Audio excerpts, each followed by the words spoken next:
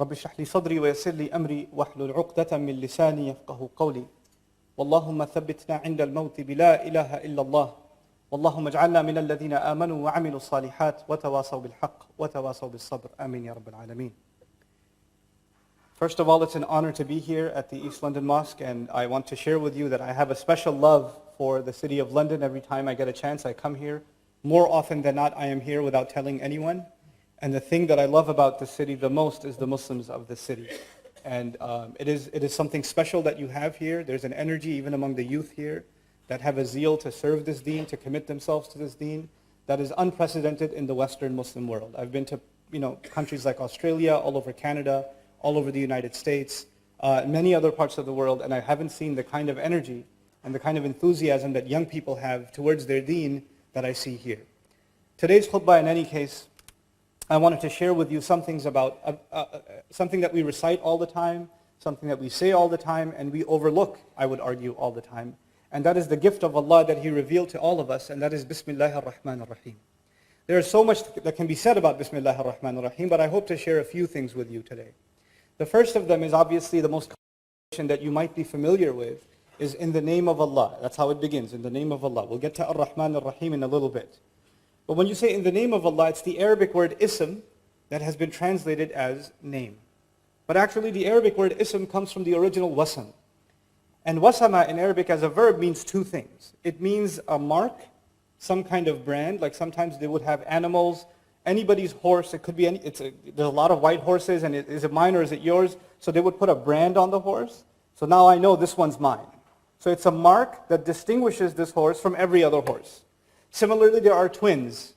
I don't know which, is this Abdullah or Abdul Karim? I don't know which one. One of them has a birthmark. That's his wasam. A mark that distinguishes someone, that you can't confuse them with anybody else now. That's actually one of the meanings of wasam. And the other meaning of wasam is actually comes from wasama, and from it you get words like wasim and wisam, which means beauty. In other words, not only is there a mark, but it's a mark of beauty. Those are two things that come within that word. When we say Bismillah ar-Rahman ar-Rahim, we're acknowledging something about Allah. That every one of His qualities, everything that He does, is something that's unique to Him. It cannot be confused with anyone else. The way Allah shows mercy, the way Allah guides, the way Allah provides, the way Allah plans, the way Allah does anything that He does is unique to Him. It cannot be compared. That is His unique mark. That's the first thing. But the second thing also is that everything Allah does, whether you understand it and I understand it or not, has beauty in it. Everything Allah does has beauty in it. And that's just inside when we just invoke the name Ism. But now let's take this a step further. When we say in the name of Allah, instead of just saying, you're just mentioning Allah, just calling on Allah, but actually invoking the name of Allah, and actually by invoking the name, the uniqueness of Allah and the beauty of all of the qualities of Allah, we're actually, like Imam al-Alusi rahimahullah commented, al-ba'u lil-isti'ana, that you're asking Allah's help. When you say Bismillahir Rahmanir Rahim, you're actually asking Allah's help. But human beings need different kinds of help. When you're sick, you need someone to cure you. When you're tired, you need someone to help you. When you're confused, you need someone to clarify for you. When you don't know, you need someone to educate you. When you're lost, you need someone to guide you. It's not one kind of help. If you're hungry, you don't need to be educated right now, you need to be fed. It's a different kind of help. So when you ask Allah for help, then at a different occasion, you need a different kind of help.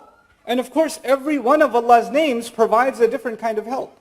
When Allah calls Himself Al-Hadi, the one who guides, then of course the help He will give us, that He'll guide us. When He calls Himself the provider, Ar-Razaq, Ar-Raziq and Ar-Razaq, the one who provides over and over again, then obviously He's in that name, He's going to be giving me provision. When He calls Himself Dhul Quwwatil Mateen, the one who has extended might, extended power, then I need strength, I'm weak. And I'm going to call on Allah's power to grant me some of that power myself, so I can accomplish what I need to do. So every one of Allah's names gives us a different kind of help. But when I wake up in the morning, and I'm just getting out of bed, and out of my mouth comes Bismillahir Rahmanir Rahim, just like that I just say, I don't think about which name do I need right now. Do I need Allah to give me the strength to get up? Do I need Allah to guide me this morning? Do I need Allah to help me plan my day? Do I need Allah to provide me halal rizq? Do I need Allah to provide me peace in my family and security? Which name of Allah should I call on? And it is the gift of Allah that by using just the word ism, it is all of the names of Allah, all of the unique qualities of Allah, all of the beautiful things about Allah that you included just inside the word ism, whether you thought of all of those names or not. This is the mercy of Allah. I could not have thought of all of the things that I need from Him. Because I don't need one thing, I need too many things. I'm in too much need. And so I can't even think of all of those names. وَلِلَّهِ أَسْمَاءُ الْحُسْنَى فَادْعُوهُ بِهَا, He says. For Allah, they're the most beautiful names. Call Him by all of those beautiful names. But how many people are going to learn all the names of Allah? Not everybody will know all the names of Allah, but we need all of them. So Allah gave us a gift. When we say Bismillah, just Bismillah, we've already called upon all of Allah's names. The one you will ever learn and the one you will never learn, all of them have been included. Subhanallah. And that's a gift of Allah Azza wa Jal when we say Bismillah ar-Rahman ar-Rahim. Now, the second thing on this point, وَلِلَّهِ الْمَثَلُ الْأَعْلَى. Sometimes to appreciate what Allah does for you and me, because what He does is unique. Sometimes it's healthy to make a comparison how we deal with each other. There's a father, or a mother even, and she pours her love out on her child. She takes care of this child even before the child is born. This kid is inside her stomach, causing her pain, destroying her body from within, and all she does is make dua for him. When will you ever find another human being, all you do is cause them pain? Every day goes by, the womb gets heavier and heavier. Now she's throwing up even more and more and more. Food starts tasting like paper. She can't even sit down straight. Her back hurts all the time. She's even hurting when she's sleeping. She has to and she's worried about her, and she's hungry all the time because the baby takes all the food. And it doesn't even taste good for her to eat. This creature causes her pain upon pain upon pain. وَهْنًا عَلَى وَهْن كَمَا يَقُولُ الْقُرْآنِ. Subhanallah. Weakness on top of weakness. Burden on top of burden. And yet all she does is her love keeps increasing. Her love doesn't go down, it keeps increasing. It doesn't say, enough already, child. I had enough. I've been dealing with you for 6 months. There's 3 more months to go. She doesn't do that. Her du'as start increasing. She comes to the imam and says, which surah can I recite so my baby can hear it? And then the baby comes out and almost kills her. Almost kills her. She bleeds almost to death. And when will you ever have someone that bleeds you? That almost kills you? And the first thing you want to do is take care of them and hug them and feed them. That's your mother. That's what she does. And that's just what she did at birth. What the love that she's given you, the support that she's given you, even when you're an adult, so many of you, there's no one you can talk to and you'll talk to your mother. There's no one who will understand you, your mother will understand you. There's no one who will feel your pain, your mother will feel your pain. That's not just when we were babies, even when you're 50 years old, it doesn't matter. And that mother, somebody goes to her, the son goes to her and says, Mom, you're so great. You make such good roti. Please help me. And the mother's thinking, that's all I'm good for? I've done nothing else for you but make roti? That's the one thing that came in your mind? All the other sacrifices I made? I took, 5 different trains and 3 different buses to get a job so you can go to college and all you can thank me is you made roti the other day? That's all that came in your mind? How ungrateful are you? She doesn't say it, but she feels it. She doesn't say it. She still loves you. But you and I, no matter how hard we try, we can never acknowledge the goodness of our mother. We can't do it.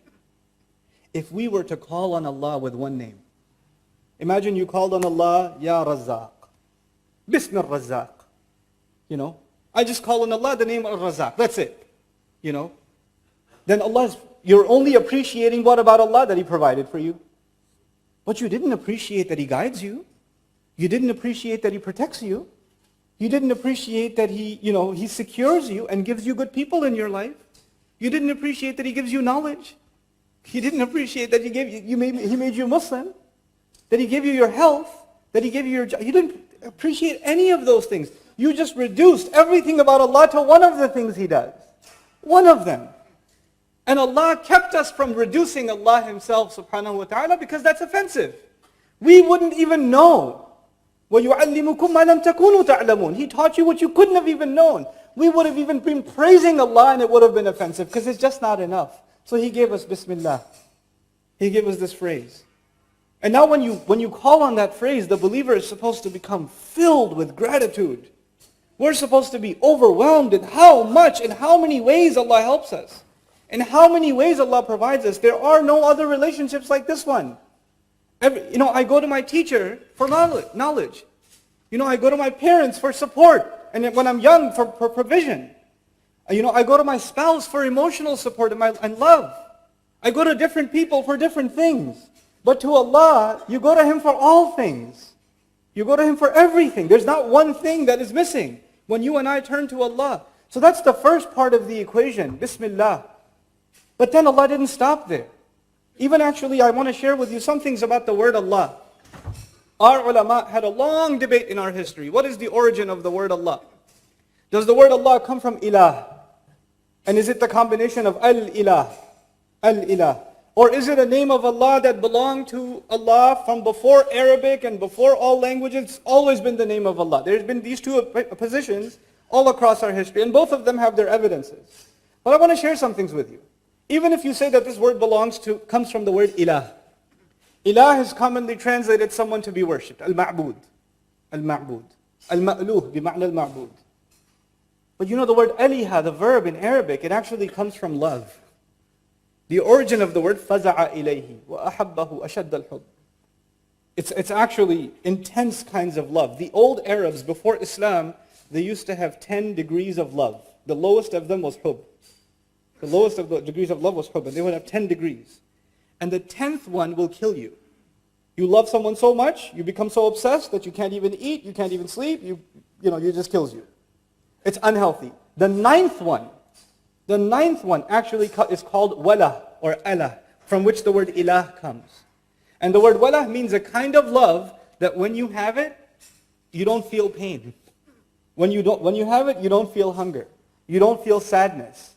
This love fills your appetite so much, there's no room left for anything else. There's no negative emotion left in your life because this ilah has filled it for you.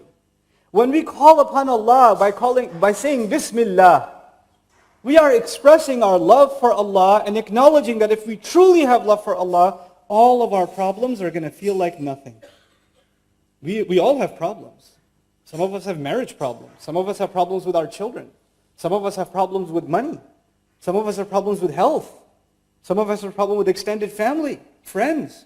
We have all kinds of problems. Some of you have legal problems. Some of you have business problems, immigration problems.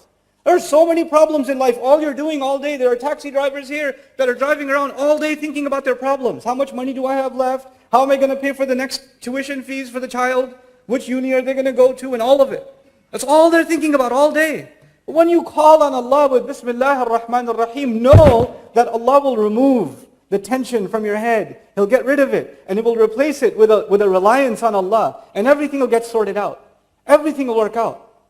Because you have this gift that came from the heavens. This thing you recite and I recite, Bismillah ar-Rahman ar-Rahim, is not cheap.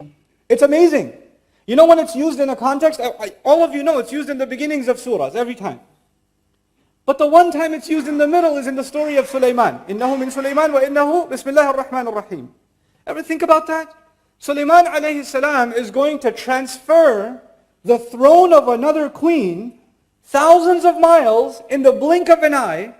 And he says, this is because of Bismillah ar-Rahman ar-Rahim.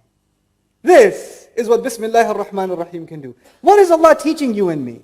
If Allah can do that when someone truly believes in Bismillah ar-Rahman ar-Rahim, then you and I have no reason to be pessimists left. A Muslim is not supposed to be depressed because he has this gift. If you had, I'll tell you a secret. Think about this as an analogy. It'll help you, inshallah ta'ala. It helped me a lot. You have all these problems, money, health, family, all these issues in your life. And they only seem to be getting worse. They don't seem to be getting better. The arguments are getting more and more nasty. And, you're just buried and buried and buried. There are young men here, young women here that can't get married. And either the family doesn't agree, or the guy is not right, or the girl is not right, or nothing is right, or, And is it even going to happen? She's getting older and older. The father's getting worried. How am I going to get my daughter married? All of these problems are happening. And imagine one day that somebody comes to you and says, here's an envelope. You can open it in 30 days, but I'll tell you there's 2 million pounds in here for you. But you can only open it in 30 days. Okay? But it's in your hand already. You have it. Even if you don't have enough food for lunch, even if you don't have enough money to pay the electricity bill, You have nothing in your hand. For 30 days, you're still poor. But you're the happiest man I've ever met. You're still walking around without shoes on the street. And I'm like, hey man, why are you so happy? You don't know. 27 days. I'll let you know. Because you have a guarantee in your hand. You have a guarantee. And whenever you get depressed, whenever you feel really hungry, you just look at the envelope. 24 more days. This thing has given you a guarantee that a better life is coming, isn't it? All of your problems became small. No big deal. Because you have a guarantee. That is when you call on the name of Allah. That's a guarantee in your hand. It's worth more than a few million pounds, let me tell you. It's worth a lot more than that. And it's in your hand. It's just in your hand. You just got to believe in it. That's all. Somebody else could have the same paper and say, I don't believe it, and rip it up. Never even open it. Be skeptical about it. You and I are believers. We believe in the power of Allah's names. And so I take you quickly to the next name. Of all of Allah's names, first of all, He invoked the one that makes us worship Him out of love. The word that comes from ilah.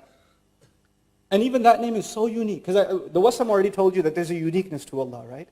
In Arabic, this is a little bit of an Arabic thing, but I'll try to make it easy for you. You must have heard, if you have Arab friends or somebody speaking Arabic, when they call on someone, harfun nida hiya al-ya. You say, Ya walad, Ya rajul, Ya kareem, Ya abdullah. They say Ya all the time when they call someone. When you say Ya, you don't use al. You don't say Ya al-walad. If you want to use al, you say Ya ayyuhal walad. You don't just say Ya al-walad, you say Ya ayyuhal walad. Like Allah says, Ya ayyuhal muddathir, for example. Ya ayyuhal nabi. If you want to put alif lam there, al there, you have to say ayyuha, you can't just say Ya. But if you don't say Ya, you can say Ya Musa, Ya Isa, Ya Zakaria, Ya Yahya. Some argue the word Allah has al in it. But we say Ya Allah or no? We say it all the time. The name of Allah is so unique. You don't even do in Arabic what you do with the name of Allah anywhere else. Even the name of Allah is unprecedented. Even the way it's pronounced, Allah, when you say Allah, you don't say Allah anywhere else in Arabic. Even the way it's pronounced is unique. Even the way Allah gave us the gift of His name is to tell us you are dealing with someone like as no one else. He's like nobody else. He will help you like nobody else. He loves you like nobody else. He cares for you like nobody else. He remembers you like nobody else. He's always with you like nobody else. Everyone else will leave you. Everything else will leave you. Allah will never leave you. That's what He reminds you and me of. That's what He reminds you and me of. Now, there's a lot to talk about, like I said, but I will finish on time. I respect the fact that a lot of you have to get back to work and have other responsibilities. I have about 5 minutes left, so a few things I'll try and squeeze in about this beautiful phrase. The two names of Allah, of all of His names that He could have included, because He has the best of all names. But the two descriptions that He wanted us to know every time we do something, every time we call on all of His qualities, of them, two of them should come to the front of our mind. Meaning two of His qualities overshadow everything else. When you think of everything else about Allah, it is under these two. And those are Ar-Rahman Ar-Rahim. Ar-Rahman Ar-Rahim. What incredible two names. Ar-Rahman simply means three things. It means that Allah's love and mercy and care is extreme. Mubalagha means it's beyond what you can imagine. It also means, so it's extreme, that's the first thing. The second thing is that it's immediate. The second thing is that it's immediate, which means you don't have to wait for it. It's happening right now. And the third of the meanings of when you use fa'lan, that's the scary one, it's actually not permanent. It's extreme, it's immediate, but it's not necessarily permanent. When you say, for example, in Arabic, atshan. Atshan means thirsty. Thirst is not permanent. When you say jaw'an, jaw'an is extremely hungry. It's extreme, it's immediate, but it's not permanent. When you say ghadban, extremely angry, it's not permanent. Well, for some people it is, but yeah, for most people it's not permanent. But the beauty of the Arabic language and the beauty of how Allah chose to describe Himself, this is a kind of mubalagha. Even if it's temporary, it doesn't go away on its own. If you're thirsty, the thirst will not go away on its own until you use water. If you're hungry, hunger will not go away on its own until you eat food. If Allah is Ar-Rahman, if Allah is excessively loving, excessively caring, excessively merciful, that extreme love, mercy, and care will not go away ever until you remove it. Until you don't want it. Allah will never take it away. People don't want it sometimes. Rasulullah ﷺ one time told the Sahaba, strangest thing, the Sahaba are sitting there, and he looks at them and he says, كُلُّكُمْ يَدْخُلُ الْجَنَّةِ إِلَّا مَنْ أَبَى. So all of you are going to Jannah, except the one who refused. This why would? And even the Sahaba asked the same question that came in my head. وَمَنْ يَأْبَى مِنَّا يَا رَسُولَ اللَّهِ. Who's gonna refuse? Why would we refuse to go to Jannah? He says, مَنْ أَطَاعَنِي دَخَلَ الْجَنَّةِ وَمَنْ أَبَانِي فَقَدْ أَبَى مَنْ عَصَانِي فَقَدْ أَبَى. Whoever obeyed me, whoever came to me, because he's the بِالْمُؤْمِنِينَ رَؤُوفٌ رَحِيمٌ, he's the merciful messenger of Allah. Whoever came to me in obedience wanted to go to Jannah. Whoever forgot about me, disregarded me, he didn't want to go. You and I can remove ourselves from Allah's mercy. Allah will not close the door. We close the door. And sometimes you close the door for many years. Sometimes you close the door for many, many years. And then you open it. And when you open it, Allah doesn't say, why did you close it? Get lost. I don't want you anymore. He doesn't do that. The door remains open. The doors of Allah's mercy and His care and His love remain open. The last of these names is Ar-Rahim. And as I leave you with Ar-Rahim, two things I want to share with you. Ar-Rahim actually fills the void of Ar-Rahman. Ar-Rahim is a sifa mushabbaha, they say in Arabic, something that is permanent. So don't you worry. Allah will take care of you right now, immediately. And if you're worried about tomorrow, He'll take care of you tomorrow too. You know, it's human nature. If you're really hungry, and your wife says to you, what do you want to eat next week? You say, forget it, woman. What do we have right now? I don't care about next week. I'm starving right now. Once you finish eating, and your stomach is full, then you say, so what are you saying about next week? You don't think about the future if you have a problem in the present.